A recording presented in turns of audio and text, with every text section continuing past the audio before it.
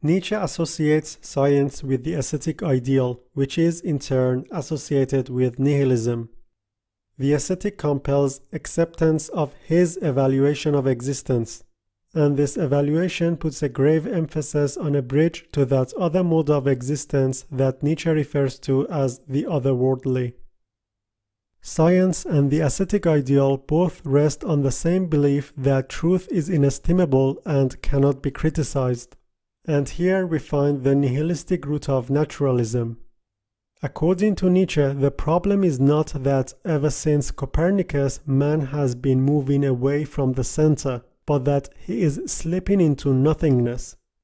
As Nietzsche puts it emphatically, man would rather will nothingness than not will.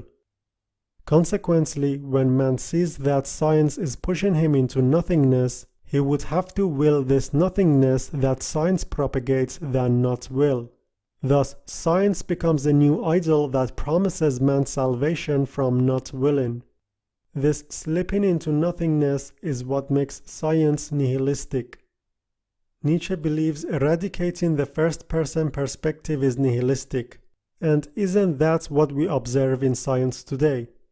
Science has led us to a bizarre reality in which a man who says that men are machines may be a great scientist, but a man who says he is a machine is depersonalized in psychiatric jargon. We all get caught up in wishful thinking and fantasy and let ourselves believe that if only we could teach the public more about logical argumentation, if only we could tell them more about science, then everyone would become more rational. I don't believe scientific education alone is enough to make people more critical and less biased. There are certain virtues that could be achieved only through existential thinking. As Schopenhauer points out, concepts are useless when we are dealing with human virtue. As he jokingly says, aesthetics from Aristotle onward has never made anyone a poet.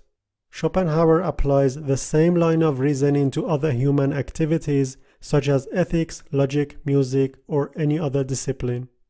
Being good at something means having it as a personal virtue or an instinct.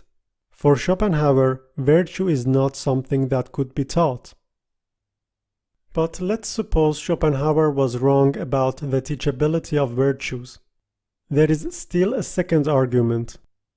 Even if we managed to increase people's logical abilities by lecturing them about logical reasoning, people's incentive to be logical would remain unchanged. This point has been adequately shown by Dan Kahan's research. Accordingly, my suggestion is that instead of force-feeding science and logic to the public and radicalizing them, a better attitude would be to encourage the public to develop their critical thinking through existentialism. Of course, as a defender of science and logic, I am not saying that courses on logic or public investment in sciences should be abandoned altogether. They do benefit the few who possess innate virtues in critical thinking. What I am saying is that, for the common public, existential thinking might prove more advantageous, and that scientific critical thinking should be built upon an existential foundation. Once the roots of existential critical thinking are in place, we might be able to work on other sorts of critical thinking more effectively and avoid dire consequences.